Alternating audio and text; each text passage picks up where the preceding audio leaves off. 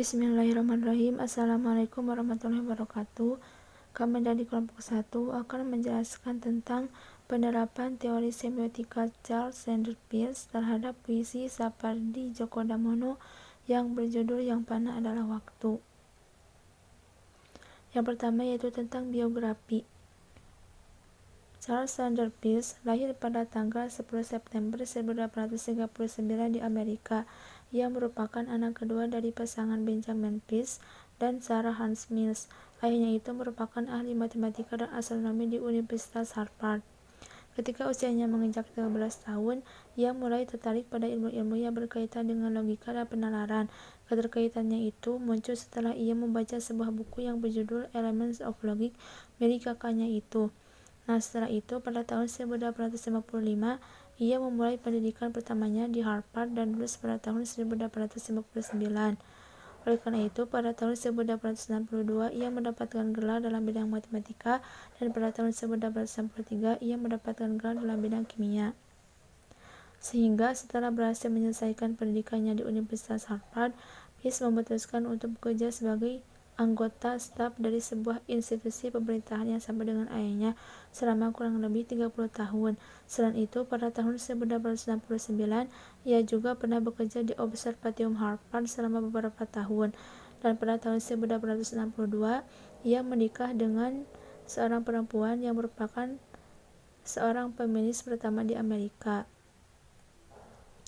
Bagi Peirce, logika merupakan teori umum tentang tanda dan menjadi penangkal pemikiran filsafat. Logika yang mengakar pada manusia ketika berpikir melibatkan tanda sebagai keyakinan manusia. Baginya, sinonim dengan logika membuat ia mengatakan bahwasanya manusia berpikir dalam tanda yang juga menjadi unsur komunikasi. Tanda akan menjadi tanda apabila difungsikan sebagai tanda. Oleh karena itu, pada tahun 1934, filsuf Paul Weiss menyebut Peirce sebagai filsuf Amerika paling orisinil, berwarna, dan logikawan terbesar Amerika. Charles Sanders Peirce memberikan cukup banyak kontribusi dalam bidang logika, filsafat, matematika, serta semiotika atau semiologi. Salah satu kontribusinya adalah penemuannya tentang pragmatisme. Oleh karena itu, berkat penemuannya yang sangat fenomenal ini, sehingga ia dikenal sebagai Bapak Pragmatisme. Pragmatisme merupakan kata yang berasal dari bahasa Yunani pragma yang berarti tindakan atau keputusan. Pragmatisme merupakan gerakan filsafat Amerika yang mencerminkan dengan kuat sifat-sifat kehidupan mereka. Pragmatisme ini berusaha menengahi antara tradisi empiris dan tradisi idealis dengan menggabungkan hal-hal sangat penting dari keduanya. Selain salah satu aliran filsafat pragmatisme, ia juga merupakan seorang aktivis. Nah, dalam hal ini, Peirce berhasil menggabungkan dua cara berpikir, yaitu induksi dan deduksi, serta memperkenalkannya dengan sebutan abduksi. Charles Sanders Peirce meninggal pada tanggal 19 April 1914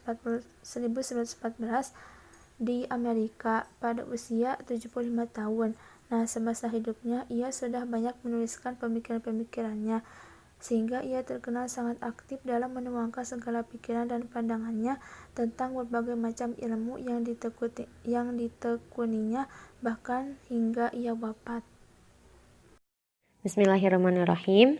Baik, saya Resipa akan menjelaskan mengenai teori semiotika Peirce. Teori semiotika Peirce sering disebut dengan grand teori karena gagasannya yang bersifat menyeluruh. Peirce menjelaskan 3 unsur pada tanda yang saling berhubungan, yaitu yang pertama adalah representamen yang dilambangkan dengan huruf R, yakni tanda adalah sesuatu yang mewakili hal-hal lain atau mewakili lain. Yang kedua adalah interpretan yang dilambangkan dengan huruf I. Hal-hal lain dari representamen adalah interpretan. Kemudian yang ketiga adalah objek yang dilambangkan dengan huruf O. Objek adalah sasaran dari representamen dan interpretan. Representamen terbagi menjadi 3 atau terdapat 3 jenis, yakni qualisign, legisign, dan sinsign. Qualisign adalah tanda yang dapat ditandai berdasarkan sifat yang ada dalam tanda tersebut. Contohnya seperti kata putih yang bermakna suci atau bersih. Kemudian lingkaran yang bermakna bumi, bola atau bundar, ataupun jam yang bermakna seperti waktu atau kedisiplinan. Kemudian yang kedua adalah sin sign. Sin sign adalah tanda yang merupakan tanda atas dasar tampilnya dalam kenyataan. Contohnya suara tangis bayi, yang mana suara tangis bayi tersebut bermakna lapar atau yang lainnya. Ataupun ekspresi gelak tawa, yang mana gelak tawa tersebut merupakan ekspresi dari bahagia. Kemudian yang ketiga adalah legi sign. Legi sign adalah tanda-tanda yang merupakan tanda atas dasar suatu peraturan yang berlaku umum atau sebuah konvensi atau sebuah kode. Contohnya itu lampu merah, yang mana lampu merah itu menunjukkan harus berhenti, ataupun bendera kuning. Bendera kuning itu menandakan bahwa duka cita atau ada seseorang yang meninggal. Kemudian interpretan. Interpretan pun seperti representamen. Ada 3 jenis, yaitu reme, disen, dan argumen. Reme adalah penanda yang bertalian dengan mungkin terpahaminya objek petanda bagi penafsir, atau tanda yang memungkinkan orang menafsirkan berdasarkan pilihannya. Misalnya orang yang matanya merah itu bisa jadi dia sedang mengantuk atau sedang sakit mata, atau bisa jadi dia baru bangun tidur, atau bahkan dia sedang mabuk, atau itu ditentukan oleh si pembacanya atau sesuai dengan penafsiran si pembacanya. Kemudian yang kedua adalah disen, adalah penanda yang menampilkan informasi tentang petandanya atau tandanya itu sesuai dengan kenyataannya. Contohnya misalnya jalan yang rawan kecelakaan, maka di situ akan dipasang rambu hati-hati rawan kecelakaan. Terus yang ketiga adalah argumen. Argumen adalah penanda yang petandanya akhir, bukan suatu benda tetapi kaidah, tanda yang langsung memberikan alasan tentang sesuatu. Misalnya tanda larangan merokok di SPBU. Hal tersebut dikarenakan SPBU merupakan tempat yang mudah terbakar. Kemudian yang ketiga adalah objek. Objek sama seperti representamen dan interpretan, ada 3, yakni ikon, indeks, dan simbol. Ikon adalah tanda yang mengandung kemiripan atau rupa dengan acuannya atau referensinya. Di dalam ikon, hubungan antara representamen dan objeknya terwujud sebagai kesamaan dalam beberapa kualitas, seperti peta, lukisan, kata kukuruyuk, sebagian besar lalu lintas, dan sebagainya. Kemudian yang kedua adalah indeks.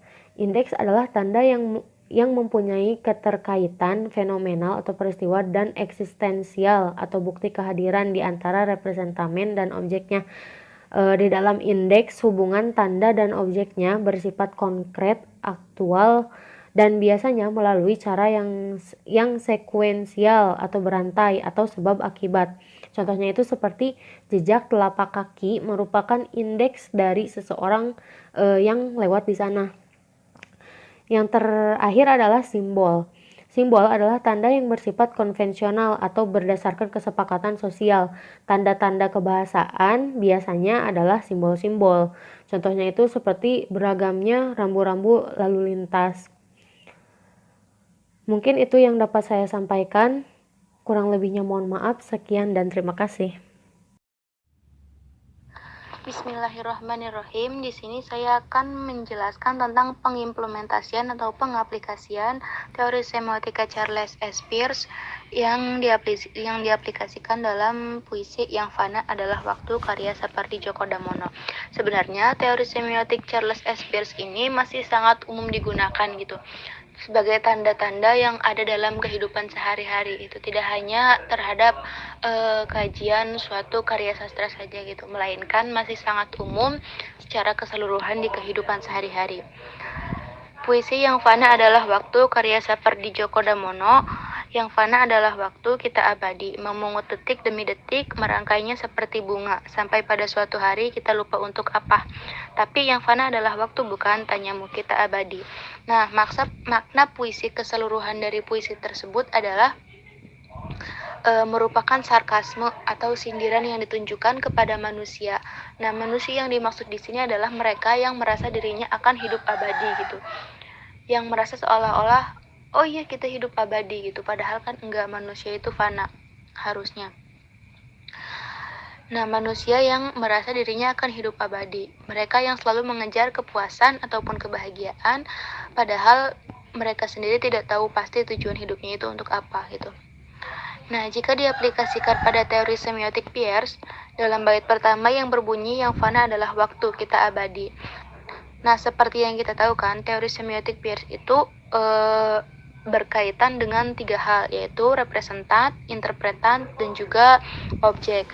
Nah, representat kata fana di bait pertama ini merupakan representat koalisigen yang dapat diinterpretankan sebagai kematian, kehancuran, kepunahan, dan lain sebagainya yang serupa. Interpretan atau penafsiran ini dalam teori semiotik Peirce merupakan interpretan rem, yaitu penanda yang bertalian dengan mungkin terpahaminya objek petanda bagi penafsir. Jadi, interpretan ini adalah interpretan yang tergantung kepada si penafsir itu sendiri akan menafsirkan seperti apa gitu. Berhak memilih penafsiran yang seperti apa. Seperti yang sudah dipaparkan bahwa fana itu dapat dimaknai kehancuran, gugur, kematian, ataupun yang serupa dengan makna-makna tersebut. Maka penafsir dapat memilih penafsirannya tergantung dia sendiri gitu. Sedangkan objeknya adalah bisa sebuah gambar yang menunjukkan kefanaan, seperti gambar pohon yang kekeringan, gambar makam, atau bahkan gambar jam yang merupakan simbol bahwa waktu itu tidak selamanya bagi manusia gitu. Gambar makam dapat dikatakan sebagai ikon dari fana karena kan kematian ya, jadi mati. Sedangkan pohon dan daerah yang gersang merupakan indeks yang menyebabkan terjadinya kefanaan itu sendiri gitu. Jadi kalau kita berpikir fana nih yang terlintas di benak kita adalah kayak makam, nah itu merupakan ikon. Akan tetapi kalau yang terlintas di benak kita adalah kayak yang kegersangan atau kayak bencana kayak gitu, itu merupakan indeks yang menyebabkan terjadinya kefanaan itu sendiri. Kemudian pada bait selanjutnya yaitu memungut detik demi detik, merangkainya seperti bunga, yang merupakan juga sama representan koalisikan karena diinterpretan berdasarkan sifatnya, yaitu bunga yang membawa kebahagiaan gitu kan. Dan memungut detik dimaknai dengan sifatnya yang diinterpretankan atau ditafsirkan sebagai waktu-waktu. Memungut detik jadi itu mengambil waktu gitu, waktu-waktu yang telah diambil atau yang telah digunakan dan dilewati. Dua bait tersebut secara singkat diinterpretankan sebagai waktu yang digunakan untuk mengejar kebahagiaan. Yang lagi-lagi sebenarnya ini adalah penafsiran rem atau interpretan rem yang merupakan penanda yang bertalian dengan mungkin terpahaminya objek petanda oleh penafsir gitu. Jadi tergantung si pemahaman penafsir sendiri memahaminya itu seperti apa dan akan menafsirkan seperti apa. Karena bisa jadi beberapa penafsir itu menafsirkan hal-hal yang berbeda gitu sesuai dengan pemahaman pengalaman yang ia miliki gitu. Adapun objek dari dua bait tersebut dapat diambil dari kata detik dan bunga yang dapat diidentitaskan dengan jam ataupun yang menggambarkan waktu, dan gambar bunga tentunya. Jadi detik itu, kalau kita mendengar kata detik, apa yang terlintas di pikiran kita gitu, gambar jam ataupun gambar waktu kayak stopwatch ya, pokoknya yang kayak gitu itu merupakan objeknya gitu, merupakan icon dari si detik itu sendiri. Begitu pula dengan bunga. Misalnya, saya ketika mendengar kata bunga, yang terlintas di pikiran saya adalah bunga mawar merah yang ada di emoticon di WhatsApp nih. Berarti ya itu adalah icon bunga gitu, walaupun mungkin ada di beberapa pemikiran kalian bahwa bunga adalah sesuatu yang indah gitu kan, mekar, warna-warni, ya itu adalah icon bunga gitu. Icon bunga itu sendiri gitu. Kemudian dua bait selanjutnya yang berbunyi sampai pada suatu hari kita lupa untuk apa, yang adalah juga representan koalisikan yang diinterpretankan rem sesuai dengan apa yang dipahami penafsir. Objeknya adalah indeks yang merupakan lupa atau tidak berguna, yang alasannya dipaparkan di bait sebelumnya, yaitu terlalu mengejar kebahagiaan. Jadi kan kalau objek objek yang indeks itu memiliki merupakan kayak sebab akibat gitu kan. Sebabnya itu tadi udah dipaparkan bahwa mengejar kebahagiaan gitu, terlalu mengejar kepuasan, padahal akibatnya jadi akhirnya gitu kan kita lupa padahal itu tuh untuk apa gitu, tujuan hidup kita itu apa, kayak gitu. Selanjutnya 2 bait terakhir yang berbunyi, tapi yang fana adalah waktu bukan tanyamu, kita abadi, merupakan tanda penegasan sarkasme bahwa banyak dari manusia gitu benar-benar merasa dirinya gitu abadi. Sebenarnya dari puisi ini representan, interpretan, dan objeknya sebenarnya hampir sama semua ya, yaitu bergantung dengan sifat si kata itu sendiri gitu, tanda dari kata itu sendiri gitu. Begitupun penafsirannya juga yang bisa dipahami tergantung oleh si penafsir gitu, tergantung oleh pengalaman dan juga tergantung oleh pemahaman si penafsir itu sendiri gitu. Dalam puisi Yang Fana Adalah Waktu karya Sapardi Djoko Damono. Mungkin sekian yang dapat saya sampaikan, kurang lebihnya mohon maaf. Wassalamualaikum warahmatullahi wabarakatuh. Terima kasih atas perhatiannya. Semoga apa yang sudah disampaikan dapat bermanfaat. Wassalamualaikum warahmatullahi wabarakatuh.